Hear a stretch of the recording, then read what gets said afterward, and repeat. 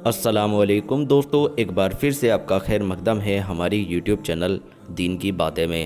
دوستو، ہماری بہت پیاری سیریز سیرت النبی کا آج 23واں پارٹ آپ کی خدمت میں لے کر حاضر ہوا ہوں۔ اس سے پہلے کہ اگر آپ نے پارٹ نہیں دیکھیں تو سب سے پہلے وہ جا کر دیکھ لیں۔ آپ ضرور دیکھیں کہ اللہ کے نبی صلی اللہ علیہ وسلم کی زندگی کس طریقے سے گزری ہے اور کس طرح رہی ہے۔ ہر ایک مسلمان کو یہ باتیں پتہ ہونا ضروری ہے۔ تو دوستو، جب بائیکاٹ ختم ہو چکا تھا تو اللہ کے نبی کو اللہ کی طرف سے ایک بہت بڑی نعمت ملی تھی، معراج کا سفر۔ مسلمان سن 7 نبوی میں شعب ابی طالب میں قید کر دیے گئے تھے۔ سن 10 نبوی میں بائیکاٹ ختم ہوا۔ پورے 3 سال درے میں پڑے رہے۔ یہ 3 سال جس سختی، جس مصیبت اور جن تکلیفوں سے مسلمانوں نے گزارے، ان کا 100واں حصہ بھی بیان کرنا اس زمانے کے مسلمانوں کے دلوں کو ہلا دینے کے لیے کافی ہے۔ سن 10 نبوی میں جب بائیکاٹ ختم ہوا اور مسلمان اپنے گھروں میں واپس آئے تو خیال ہوتا تھا کہ شاید قریش کی بیجاں سختیاں اور نامناسب اور ظالمانہ ظلموں کا خاتمہ ہو جائے گا۔ وہ مسلمانوں کو ان کے حال پر چھوڑ دیں گے، پر ہونے والے واقعات نے بہت جلد بتا دیا کہ کفار قریش پہلے سے بھی زیادہ سخت اور ظالم ثابت ہوئے۔ ایک دن ابو بکر صدیق رضی اللہ تعالی عنہ حضور کی خدمت میں پہنچے۔ آپ اپنے مکان پر نہ ملے۔ ابو بکر صدیق رضی اللہ تعالی عنہ بیت الحرم کی طرف چل پڑے۔ راستے میں ابو جہل ملا۔ اس نے مذاق اڑانے کی نیت سے کہا، ابو بکر، تمہارے نبی کو آج معراج ہوئی۔ وہ کہتے ہیں کہ انہوں نے بیت المقدس تک سفر کیا، پھر آسمان پر گئے اور رات ہی کو واپس لوٹ آئے۔ کیا یہ یقین کرنے کے قابل بات ہے؟ کیوں نہیں، ایک رسول کبھی جھوٹ نہیں بول سکتا۔ حضرت ابو بکر صدیق رضی اللہ تعالی عنہ نے ابو جہل سے بولا۔ ابو جہل نے ہنس کر کہا، لیکن آج یہ ثابت کیا جائے گا کہ حضور صلی اللہ علیہ وسلم جو اس وقت کہہ رہے ہیں صحیح ہے یا نہیں۔ میں ان لوگوں کو بلانے جا رہا ہوں جو کہ بیت المقدس میں رہ کر آئے ہیں۔ وہ بیت المقدس اور مسجد اقصیٰ کے واقعات پوچھیں گے، دیکھیں تمہارا نبی بتاتا ہے یا نہیں۔ ضرور بتائے گا۔ تم امتحان لینا چاہتے ہو تو لے لو۔ حضرت ابو بکر صدیق رضی اللہ تعالیٰ عنہ نے کہا، تمام نبیوں کا امتحان ان کی قوم نے لیا، حضور صلی اللہ علیہ وسلم کا بھی لے لو۔ ابو جہل چل پڑا۔ حضرت ابو بکر صدیق رضی اللہ تعالیٰ عنہ بیت الحرم میں پہنچے۔ حضور صلی اللہ علیہ وسلم کعبے کے دروازے کے سامنے بیٹھے تھے اور آپ کے سامنے سینکڑوں کفار قریش بیٹھے اور کھڑے تھے۔ ان میں قریش کے بڑے لوگ بھی موجود تھے۔ حضرت ابو بکر صدیق رضی اللہ تعالیٰ عنہ نے پیارے نبی کو سلام پیش کیا اور آپ کے سامنے بیٹھ گئے۔ ابو لہب نے مذاق اڑانے کے طور پر کہا، اپنے رب سے آسمان میں زمین کی باتیں معلوم کر لو۔ رات انہیں معراج ہوئی، عرش معلیٰ پر خدا کے پاس سے ہو کر آ رہے ہیں، جنت اور دوزخ وغیرہ سب دیکھ کر آئے ہیں۔ حضرت ابو بکر صدیق رضی اللہ تعالیٰ عنہ نے فرمایا، میرا ایمان ہے کہ حضور صلی اللہ علیہ وسلم نے جو کچھ فرمایا ہوگا وہ صحیح ہے۔ مجھے ابھی ابو جہل نے بتایا ہے کہ پھر میں حضور صلی اللہ علیہ وسلم سے واقعات معلوم کرنے کے لیے آیا ہوں۔ حضور صلی اللہ علیہ وسلم نے فرمایا، ابو بکر، واقعی مجھے معراج ہوئی ہے۔ پہلے میں بیت المقدس گیا، پھر آسمان پر پہنچا، پھر عرش معلیٰ پر پہنچ کر خدا سے ہم کلام ہوا۔ میں حضور صلی اللہ علیہ وسلم کے ایک ایک لفظ پر ایمان لایا۔ گزارش ہے تھوڑا تفصیل سے ان واقعات کو سنائیں۔ ابو بکر صدیق رضی اللہ تعالیٰ عنہ نے فرمایا۔ پھر حضور صلی اللہ علیہ وسلم نے تفصیل سے واقعات سنائے۔ موجودہ لوگ بہت غور سے سن رہے تھے۔ اس مدت میں ابو جہل بھی آ گیا، ان کے ساتھ کچھ اور لوگ بھی آ گئے۔ حضور صلی اللہ علیہ وسلم نے فرمایا، میں سو رہا تھا کہ جبرائیل علیہ السلام آئے اور اونچی آواز سے کہا، اے محمد، کھڑے ہو جاؤ، تم کو پروردگار نے بلایا ہے۔ میں ترنت اٹھا، حضرت جبرائیل علیہ السلام کو دیکھا۔ انہوں نے کہا، اے محمد، وضو کرو۔ میں نے وضو کیا۔ وہ مجھے اپنے ساتھ لے کر جب صفا و مروہ کی پہاڑیوں کے بیچ پہنچے تو ایک منقب سواری نہایت ہی خوبصورت، خوب سجا و سجایا دیکھا۔ یہ مرکب خچر سے چھوٹا اور گدھے سے بڑا تھا۔ سینہ یاقوت سرخ سے سجا ہوا تھا، پیٹھ سفید موتی سے جڑی ہوئی تھی، 2 خوبصورت پر دونوں طرف سے کھلے ہوئے تھے، پھر ان کی پنڈلیاں نظر آتی۔ حضرت جبرائیل علیہ السلام نے کہا، اے محمد، یہ براق ہے، اس پر نبی سوار ہوتے رہے ہیں، آپ اس پر سوار ہو جائیں۔ میں ترنت براق پر سوار ہو گیا۔ براق اس تیزی سے روانہ ہوا کہ میں حیران رہ گیا۔ میں نے کوئی ایسی تیز رفتار سواری ہی نہیں دیکھی تھی کہ اس جیسا بتاؤں۔ اور کچھ ہی لمحوں میں ایک ایسی بہاردار علاقے میں پہنچا جس میں کھجور کے پیڑ زیادہ سے زیادہ کھڑے تھے، زمین ہری بھری تھی۔ براق اس جگہ رک گیا۔ حضرت جبرائیل علیہ السلام نے کہا، اے محمد، یہ وہ جگہ ہے جہاں آپ مکہ سے ہجرت کر کے آئیں گے۔ اس جگہ کا نام مدینہ طیبہ ہے۔ یہاں ٹھہر کر 2 رکعت نماز پڑھ لیجئے۔ میں نے فوراً 2 رکعت نماز پڑھی۔ نماز پڑھ کر میں نے پھر براق پر سوار ہو گیا۔ براق روانہ ہوا۔ پلک جھپکتے ہی ایک ایسی پہاڑی پر پہنچے جو جل کر کالا ہو گیا تھا۔ جبرائیل علیہ السلام نے کہا، اس پہاڑ کا نام کوہ طور ہے۔ اس پہاڑ پر حضرت موسیٰ علیہ السلام خدا سے ہم کلام ہوا کرتے تھے۔ حضرت جبرائیل علیہ السلام نے ابھی بات ختم بھی نہیں کی تھی کہ ہم باب الہم پہنچے۔ یہاں حضرت عیسیٰ علیہ السلام پیدا ہوئے تھے۔ براق اپنی تیز رفتاری کے ساتھ بھاگا جا رہا تھا۔ طرفۃ العین میں ایک ہری بھری جگہ پہنچے۔ سامنے ایک بہت بڑا قلعہ تھا۔ قلعے کے پاس ایک عالیشان مسجد تھی۔ براق مسجد کے پاس پہنچ کر رک گیا۔ جبرائیل علیہ السلام نے فرمایا، محمد اتریے، یہ بیت المقدس اور یہ سامنے مسجد اقصیٰ ہے۔ میں براق سے اترا۔ مجھے بہت سے لوگ سفید پوشا اور نورانی صورت والے نظر آئے۔ انہوں نے مجھے دیکھتے ہی، اے اللہ کے رسول، سلامتی ہو آپ پر، کہا۔ میں نے سلام کا جواب دیا۔ وہ لوگ سامنے سے اس طرح غائب ہو گئے جیسے صبح کے وقت چاندنی صبح کا اجالا پھیلتے ہی غائب ہو جاتی ہے۔ میں مسجد اقصیٰ کے اندر پہنچا۔ مسجد میں بہت سے آدمی موجود تھے۔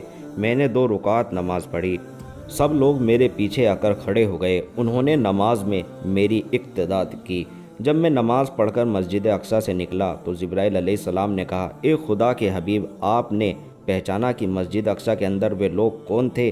میں نے کہا، ان میں سے کسی کو بھی اس سے پہلے نہ دیکھا تھا۔ حضرت جبرائیل علیہ السلام نے کہا، یہ تمام نبی تھے۔ میں نے کہا، تم نے پہلے ہی مجھے کیوں نہ بتایا؟ آؤ واپس چل کر دیکھیں اور ان سے ملیں۔ حضرت جبرائیل علیہ السلام نے کہا، اب واپس جانا بیکار ہے۔ وہ جہاں سے آئے تھے وہاں چلے گئے۔ مجھے بہت افسوس ہوا۔ جبرائیل علیہ السلام نے کہا، افسوس نہ کیجیے، آپ ان سے پھر ملیں گے۔ اب چلیے۔ میں براق پر سوار ہوا۔ براق آسمان پر اڑنے لگا۔ پلک جھپکتے ہی ہم پہلے آسمان پر پہنچ گئے۔ براق ہوا کی طرح اسے پار کر گیا۔ یہاں مجھے پھر سے ایسے سفید پوش نورانی صورت والے بزرگ نظر آئے جیسے مسجد اقصیٰ کے پاس ملے تھے۔ ان سب نے مجھے سلام کیا۔ میں نے سلام کا جواب دیا۔ جبرائیل علیہ السلام نے فرمایا کہ یہ فرشتے ہیں۔ ان فرشتوں کے درمیان ایک بزرگ بہترین پوشاک پہنے ہوئے تشریف فرما تھے۔ میں نے بڑھ کر انہیں سلام کیا۔ انہوں نے تپک سے جواب دیا۔ حضرت جبرائیل علیہ السلام نے کہا، یہ تمہارے دادا حضرت آدم علیہ السلام ہیں۔ براق پر پھر سوار ہوا اور پلک جھپکتے ہی دوسرے آسمان پر پہنچ گئے۔ یہاں بھی فرشتے لائنوں میں کھڑے تھے۔ انہوں نے مجھے سلام پیش کیا۔ میں نے سلام کا جواب دیا۔ ان فرشتوں کے درمیان 2 بزرگ اچھے کپڑے پہنے ہوئے بیٹھے تھے۔ حضرت جبرائیل علیہ السلام نے مجھے بتایا کہ ان میں سے ایک حضرت عیسیٰ علیہ السلام ہے اور دوسرے حضرت یحییٰ بن زکریا علیہ السلام ہیں۔ دونوں مجھ سے بغل گیر ہوئے۔ ان سے رخصت ہو کر ہم تیسرے آسمان کی طرف اڑے۔ وہاں پہنچ کر بھی فرشتوں کا جماؤ تھا۔ انہوں نے سلام پیش کیا اور میں نے سلام کا جواب دیا۔ ان فرشتوں کے درمیان ایک نوجوان نہایت خوبصورت پوشاک پہنے تکیے کا سہارا لگائے بیٹھا تھا۔ وہ مجھے دیکھتے ہی لپٹ گیا۔ حضرت جبرائیل علیہ السلام نے بتایا کہ یہ حضرت یوسف علیہ السلام ہیں۔ میں ان سے ودا ہو کر چلا اور چوتھے آسمان پر پہنچ گیا۔ وہاں حضرت ادریس علیہ السلام سے ملاقات ہوئی۔ 5ویں پر حضرت ہارون علیہ السلام سے اور 6 پر حضرت موسیٰ علیہ السلام سے ملاقات ہوئی۔ حضرت موسیٰ علیہ السلام مجھے دیکھتے ہی رو پڑے۔ میں نے پوچھا، اے کلیم اللہ، آپ کس واسطے رو رہے ہیں؟ حضرت موسیٰ علیہ السلام نے جواب دیا، اس وجہ سے کہ تمہاری امت میری امت سے کہیں زیادہ جنت میں جائے گی اور قیامت کے دن تمہاری سفارش سنی جائے گی اور جس کی اور تم اشارہ کرو گے وہ بخشا جائے گا۔ آپ خدا کے چہیتے پیغمبر ہے، کاش مجھے بھی یہ منصب ملا ہوتا۔ حضرت موسیٰ علیہ السلام سے رخصت ہو کر ہم 7ویں آسمان پر پہنچے۔ اس آسمان پر اتنی روشنی اور اتنے فرشتوں کی بھیڑ تھی کہ اس سے پہلے کسی بھی آسمان پر نہ تھی۔ وہاں ایک مسجد نظر آئی، اس کا نام بیت المعمور تھا۔ وہ بہت خوبصورت تھی۔ مسجد کے چاروں طرف فرشتے لائن لگائے کھڑے ہوئے رکوع کی حالت میں تھے، کچھ سجدے میں پڑے تھے۔ ایک بزرگ آدمی بیت المعمور سے پیٹھ لگائے بیٹھے تھے۔ وہ مجھے دیکھتے ہی اٹھے اور اپنی گود میں بھرنے کے لیے آگے بڑھے۔ جبرائیل علیہ السلام نے مجھے بتایا کہ یہ حضرت ابراہیم علیہ السلام ہیں۔ میں نے ان سے تپاک سے ملاقات کی۔ انہوں نے میرا استقبال کیا اور پھر رو کر کہا، پیارے بیٹے، تو جب تک دنیا میں رہے گا پریشانیوں کا مقابلہ کرتا رہے گا۔ میری امت بے حد کمزور ہوگی۔ آج اللہ نے مجھے بلایا ہے، تو اپنی امت کی بخشش کا وعدہ اپنے رب سے کروا لینا۔ میں نے کہا، میرے بزرگ، مجھے اپنی امت سے محبت ہے۔ میں اس کی کامیابی کے لیے رب سے اس وقت تک عرض کرتا رہوں گا جب تک وہ اپنی رحمت میں آ کر ساری امت کے بخشنے کا وعدہ نہ کر لے۔ میں ان سے ودا ہو کر آگے بڑھا اور ایک عجیب و غریب پیڑ کے پاس پہنچا۔ یہ پیڑ جہاں تک نگاہ جاتی وہاں تک پھیلا ہوا تھا۔ پیڑ کے بیچ میں ایک سجا سجایا مکان تھا۔ حضرت جبرائیل علیہ السلام نے فرمایا، یہ سدرۃ المنتہا ہے اور یہ مکان میرے رہنے کی جگہ ہے۔ وہاں سے مجھے ایک پر بہار علاقے میں لے جایا گیا جس کی نظیر دنیا کے کسی علاقے میں نہیں ملتی۔ ہرا بھرا سدا بہار علاقہ، پھول پھل، بہترین عمارتیں، نہریں، خوبصورت سڑکیں، خوبصورت عورتیں، سبھی کچھ حضرت جبرائیل علیہ السلام نے بتایا وہی یہ جنت ہے جس کا وعدہ اللہ تعالیٰ نے مسلمانوں سے کیا۔ اگر اللہ کے بندے اپنی ظاہری آنکھوں سے بھی ایک بار جنت کا نظارہ کر لیں تو عمر بھر اسے دوبارہ دیکھنے کی خواہش میں پریشان رہیں گے۔ جنت سے آگے ہم ایک ایسی جگہ سے گزرے جہاں آگ کثرت سے جل رہی تھی، شعلے اٹھ رہے تھے، سانپ اور دوسرے جانور پھنکارے مار رہے تھے، گرم گرم کھولتے کھولتے پانی بہہ رہے تھے، جکام کے کانٹے دار پیڑ کھڑے تھے، آگ کی لپٹ دور تک وار کر رہی تھی۔ میں نے اس جگہ کو دیکھتے ہی سمجھ گیا کہ یہ دوزخ ہے، اللہ کے نافرمان بندوں کے رہنے کی جگہ۔ بے اختیار میری آنکھوں سے آنسو جاری ہو گئے۔ میں نے کہا، اے خدا، میری کمزور امت کو اس سزا سے بچانا۔ میرے یہ کہتے ہی دوزخ کے دروازے بند ہو گئے۔ میں حضرت جبرائیل علیہ السلام کے ساتھ آگے بڑھا۔ کچھ دور چل کر جب سدرۃ المنتہا کی آخری حد پر پہنچا تو حضرت جبرائیل علیہ السلام ٹھٹک گئے۔ میں نے کہا، اے بھائی، تم رک کیوں گئے؟ میرے ساتھ چلو۔ حضرت جبرائیل علیہ السلام نے کہا، ہم میں سے کوئی ایسا نہیں جس کی جگہ طے نہ ہو۔ میری مجال اس سے آگے بڑھنے کی نہیں ہے۔ اگر کچھ اور قدم آگے بڑھا تو تجلی الہی سے میرے تمام بال جل جائیں گے اور پر بھی جل جائیں گے۔ میں نے جواب دیا، تو میں تنہا بڑھوں؟ اب آپ کو تنہا ہی بڑھنا پڑے گا۔ حضرت جبرائیل علیہ السلام نے فرمایا، اے آخری نبی، تشریف لے آئیے، آپ قدرت آپ کی رہنمائی کرے گی۔ میں بڑھا، سامنے ایک پردہ روکا تھا، یکایت اس پردے نے اپنی گود میں مجھے لے لیا۔ حضرت جبرائیل علیہ السلام، سدرۃ المنتہا اور تمام چیزیں میری نظروں سے اوجھل ہو گئی، صرف روشنی رہ گئی۔ اس روشنی میں میں آگے بڑھا چلا جا رہا تھا کہ ایک عجیب قسم کا ایک ہرا فرش بچھا ہوا دیکھا، نہایت ملائم، گہرا ہرا، جس پر چلنے سے دل و دماغ کو طاقت پہنچتی تھی۔ اس فرش کا نام رف رف تھا۔ یہاں ایک فرشتہ سر لیے کھڑا تھا، اس نے مجھے سلام کیا۔ اس فرشتے کا نام اسرافیل تھا۔ یہ فرشتہ قیامت کے دن سر پھونکے گا اور اس کی ہولناک آواز سے زمین و آسمان کے ٹکڑے ہو جائیں گے۔ جوں جوں میں آگے بڑھتا گیا، روشنی عجیب اور دل میں اترنے والی ہوتی جاتی تھی، نورانی پردے ہٹتے جاتے، یہاں تک کہ میں عرش معلیٰ کے آخری جا پہنچا۔ میرا دل و دماغ روب الہی سے بھر گیا۔ اب میں ایسی جگہ پہنچا جہاں روشنی نہ تھی بلکہ نور تھا۔ کیسا نور تھا! میری زبان میں نور کی کیفیت بیان کرنے کی طاقت نہیں۔ نہ دنیا میں کوئی ایسی چیز دیکھی جس سے اس نور کے بارے میں کہہ سکوں کہ اس جیسا ہے۔ میں حیران ہو کر کھڑا رہ گیا۔ میرے کھڑے ہوتے ہی آواز آئی، اے محمد، نزدیک آؤ۔ مجھ میں ہمت ہوئی اور میں آگے بڑھا، لیکن اس نور کے رعب سے میرا سینہ بھر گیا۔ میں چلتے چلتے ٹہر گیا۔ میرے ٹہرتے ہی آواز آئی، اے محمد، نزدیک آؤ۔ میں پھر چلنے لگا۔ آخر میں جل کر ایسی جگہ پہنچا جہاں تجلی الہی کے سائے سے آگے بڑھنے کی ہمت نہ ہوئی اور بے اختیار میری زبان سے نکلا، التحیات للہ والصلوات۔ فوراً غیب سے آواز آئی، السلام علیک ایھا النبی ورحمۃ اللہ وبرکاتہ، السلام علینا وعلی عباد اللہ الصالحین۔ اس آواز کے سنتے ہی تمام فرشتوں نے اونچی آواز سے کہا، اشہد ان محمدًا عبدہ ورسولہ۔ اب میں سمجھ گیا کہ اللہ میں اور مجھ میں 2 کمان سے بھی کم فاصلہ رہ گیا۔ میں بے اختیار سجدے میں گر گیا۔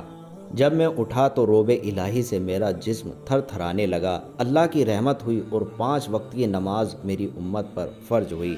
پھر میں نے واپسی کی اجازت چاہی۔ اجازت ملنے پر واپس ہوا۔ واپس لوٹ کر سدرۃ المنتہا کے پاس آیا۔ حضرت جبرائیل علیہ السلام میرے انتظار میں کھڑے تھے۔ انہوں نے مجھے دیکھتے ہی مارے خوشی کے کہا، مبارک ہو۔ اب میں ان کے ساتھ واپس لوٹا۔ تھوڑی دور چلا تھا کہ ایک غضبناک چہرے والا سخت مزاج فرشتہ ملا۔ اگرچہ اس نے میری تعظیم کی، پر اس کی پیشانی کا بل نہ گیا اور اس کی ہر ادا سے سنگ دل ٹپکتی تھی۔ میں اس سے ودا ہو کر آگے بڑھا۔ راستے میں حضرت جبرائیل علیہ السلام سے پوچھا گیا کہ یہ سخت مزاج فرشتہ کون ہے؟ یہ عزرائیل ہے، موت کا فرشتہ ہے۔ حضرت جبرائیل علیہ السلام نے فرمایا۔ میں نے حضرت جبرائیل علیہ السلام سے کہا، مجھے اس سے کچھ کہنا ہے، آؤ اس کے پاس چلو۔ حضرت جبرائیل علیہ السلام مجھے ملاک الموت کے پاس واپس لے گئے۔ میں نے اس سے کہا، اے خدا کے مقرب فرشتے، میری آرزو ہے کہ میری امت کے ساتھ کسی قدر کی نرمی اور آسانی کا برتاؤ کرتے رہنا۔ اس نے کہا، اے امت کے شودئی، ایک خدا کے محبوب رسول، مجھے اللہ کی طرف سے ہر دن ہدایت ہوتی رہتی ہے کہ محمد کی امت کی روح قبض کرتے وقت نرمی کی جائے۔ میری کیا مجال کہ اس حکم کی نافرمانی کر سکوں۔ میں وہاں سے واپس لوٹا، براق پر سوار ہوا۔ براق ہوا کی تیزی کے ساتھ روانہ ہوا، یہاں تک کہ آسمان کو پار کرتا ہوا میں زمین پر آ گیا۔ مجھے پیاس معلوم ہوئی۔ روما نامی جگہ پر ایک قافلہ ٹھہرا ہوا تھا۔ قافلے والوں کا اونٹ گم ہو گیا تھا۔ تمام قافلے والے گم شدہ اونٹ کو تلاش کرنے کے لیے گئے ہوئے تھے۔ میں نے پڑاؤ کے پاس جا کر پانی پیا۔ تنعیم میں ایک قافلہ آ رہا تھا۔ سب سے آگے ایک خاکی رنگ کا اونٹ تھا، اس پر کالا ٹاٹ پڑا ہوا تھا اور 2 سیاہ گونیں لگی ہوئی تھی۔ میں نے قافلے والوں کو سلام کیا اور انہیں سلام کا جواب دیا۔ براق ہوا کی تیزی سے تیز تھا، یہاں تک کہ مکہ آ گیا۔ صفا اور مروہ کے درمیان آ کر براق رک گیا۔ میں اتر کر اپنی خوابگاہ میں آیا۔ عجیب بات یہ دیکھی کہ زنجیر پہلے ہی کی طرح حرکت میں تھی اور بستر گرم تھا۔ مجھے سخت حیرانی ہوئی اور کتنی جلدی میں مکہ معظمہ سے بیت المقدس اور وہاں سے آسمان کے اوپر اور آسمانوں سے عرش معلیٰ پر سے آ گیا۔ حضرت ابوبکر صدیق رضی اللہ تعالیٰ عنہ نے جلدی سے کہا، سچ کہا اے اللہ کے رسول صلی اللہ علیہ وسلم۔ اسی دن سے آپ کا لقب صدیق پڑ گیا۔ ابو جہل نے ہنس کر کہا، ابو بکر، کیا تم ایسی دور کی کوڑی اور سمجھ میں نہ آنے والی باتوں کو صحیح سمجھتے ہو جسے محمد صلی اللہ علیہ وسلم نے بیان کی ہے؟ اس میں نہ سمجھ میں آنے والی کیا بات ہے ابو جہل؟ ابو جہل نے کہا، کیا یہ بات سمجھ سے باہر نہیں کہ محمد صلی اللہ علیہ وسلم رات ہی کو بیت المقدس کو گئے اور یہاں غیر ممکن ہے کہ اتنی بڑی دوری ایک رات کو تو کیا ایک ہفتے میں بھی طے نہیں کر سکتے؟ جو لوگ اس وقت بیٹھے تھے سب اس عجیب بات پر حیران و پریشان تھے۔ حضرت ابوبکر صدیق رضی اللہ تعالیٰ عنہ نے فرمایا، خدا میں سب کچھ قدرت ہے، وہ غیر ممکن کو ممکن کر دیتا ہے۔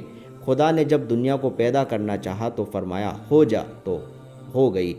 جب وہ ایسی قدرت والا ہے تو کیا اس کے لیے ناممکن ہے کہ وہ اپنے محبوب رسول صلی اللہ علیہ وسلم کو مکہ سے بیت المقدس اور وہاں سے آسمانوں پر لے جائے اور فوراً واپس لے آئے؟ اب ابو جہل ہنسنے لگا، کہنے لگا، میں بے وقوف نہیں ہوں۔ حضرت ابوبکر، دیکھو تمہارے نبی کا جھوٹ سچ ابھی کھل جاتا ہے۔ ابو جہل جن لوگوں کو ساتھ لے آیا ان سے خطاب کر کے فرمایا، ہاں تم بیت المقدس میں عرصے تک رہ چکے ہو، محمد سے وہاں کے حالات پوچھو۔ ان لوگوں نے باری باری سے پوچھنا شروع کر دیا، مثلاً بیت المقدس پہاڑ سے کتنی دوری پر ہے؟ مسجد کہاں ہے؟ اس میں طاق کتنی ہیں اور کتنی کنگاریں ہیں؟ آنگن کتنا بڑا ہے اور باب المعراج کس طرف ہے؟ اگرچہ حضور صلی اللہ علیہ وسلم نے رات کو سرسری نظروں سے بیت المقدس اور مسجد اقصیٰ کو دیکھا تھا، نہ طاق گنے تھے، نہ کنکریں گنی، اور نہ دیکھا کہ بیت المقدس پہاڑ سے کس طرف اور کتنے فاصلے پر ہے، پر اللہ کے فضل سے ان تمام سوالوں کا جواب ایسا تسلی بخش دیا کہ سوال کرنے والے حیران رہ گئے۔ جواب سے سوال کرنے والے کو چپی اپنانی پڑی۔ ابو جہل کا غصہ بھڑک اٹھا۔ اس نے کہا، سوال کرنے والے محمد سے مل گئے ہیں، اس لیے ہم ان باتوں پر یقین نہیں کریں گے۔ حضور صلی اللہ علیہ وسلم نے پوچھا پھر تم کس طرح مانو گے؟ ابو جہل نے کہا اب جب اس کے قبیلے والا قافلہ آئے گا اور اس کے لوگ تمہارے سلام کرنے کی گواہی دیں گے تو یقین آ جائے گا۔ حضور صلی اللہ علیہ وسلم نے کہا مجھے یقین ہے کہ وہ قافلہ آئے گا مگر کل صبح، بس اب قصہ بند کر دیجئے۔ ابو جہل بولا اب جب قافلہ آئے گا تو تمام جھوٹ سچ نکل جائے گا۔ منظور ہے، آپ صلی اللہ علیہ وسلم نے فرمایا۔ آپ صلی اللہ علیہ وسلم حضرت ابو بکر صدیق رضی اللہ تعالیٰ عنہ کے ساتھ اٹھ کر چل پڑے۔ تھوڑی دیر میں تمام لوگ اٹھ کر اپنے اپنے گھر کو چلے گئے۔ تھوڑی دیر میں معراج مبارک کی خبر تمام مکہ میں گرم ہو گئی۔ جس مسلمان نے سنا ایمان لے آیا اور جس کافر نے سنا وہ حیران رہ گیا۔ صبح سویرے سے ہی لوگ مکہ سے نکل کر مدینہ منورہ کے راستے پر جا کر بیٹھے اور قافلے کے آنے کا انتظار کرنے لگے۔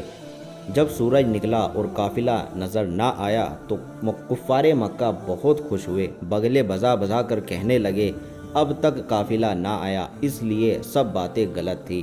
سب نے کہا چلو چلو آج تو ہماری چڑھ بنی۔ یہ سب لوگ واپس لوٹنا ہی چاہتے تھے کہ دھول اڑتی نظر آئی۔ تمام لوگ ٹھہر گئے اور اسی اور نظریں گاڑ دی۔ تھوڑی دیر میں قافلے کے اونٹ نظر آنے لگے۔ سب نے دیکھا کہ قافلے کے آگے ایک خاکی رنگ کا اونٹ ہے جس پر کالا ٹانٹ پڑا ہوا ہے، اس کے دونوں طرف کالی گونے لدی ہوئی ہے۔ جب قافلہ برابر میں آ گیا تو ابو جہل نے قافلے کے سردار سے پوچھا کہ محمد صلی اللہ علیہ وسلم کل رات تمہارے قافلے کے پاس سے گزرے تھے؟ جواب دیا ہاں گزرے تھے، عجیب مرکب پر سوار تھے اور بہت تیز جا رہے تھے۔ انہوں نے سلام کیا، جب ہم نے جواب دیا تو وہاں سے غائب ہو چکے تھے۔ ابو جہل نے منہ بسارے ہوئے کہا کیا واہیات بات کرتے ہو، کہیں تم پر بھی محمد صلی اللہ علیہ وسلم نے جادو تو نہیں کر دیا؟ قافلے کے سردار نے بتایا جادو نہیں، میں نے ان کو حضور صلی اللہ علیہ وسلم کو آنکھوں سے دیکھا اور ان کی آواز اپنے کانوں سے سنی ہے۔ ابو جہل نے تمام لوگوں سے خطاب کرتے ہوئے کہا کچھ نہیں، اس قافلے نے بھی محمد صلی اللہ علیہ وسلم سے سانٹھ گانٹھ کر لی ہے، جاؤ اس کی باتیں نہ سنو ورنہ تم بھی بہک جاؤ گے۔ تمام کفار قافلے والوں کا مذاق اڑاتے ہوئے روانہ ہوئے۔ چونکہ قافلے والوں کو معراج شریف کا حال معلوم نہ تھا، اس لیے وہ حیرت سے کفار کو دیکھنے لگے۔ سردار نے قافلے والوں سے کہا ایسا لگتا ہے کہ یہ لوگ کچھ دیوانے ہو گئے، آپ ہی تو سوال کرتے ہیں اور آپ ہی منہ چڑھا کے اور مذاق اڑاتے ہیں۔ قافلے والوں نے کہا ان لوگوں کے پاگل ہونے میں کوئی شک نہیں، نہ جانے یہ ایسی حرکت کیوں کرتے ہیں۔ سردار نے جوش میں آ کر کہا جانے دو ان پاگلوں کو۔ قافلہ دھیرے دھیرے چلتا رہا یہاں تک کہ وہ مکہ شہر میں داخل ہو گیا۔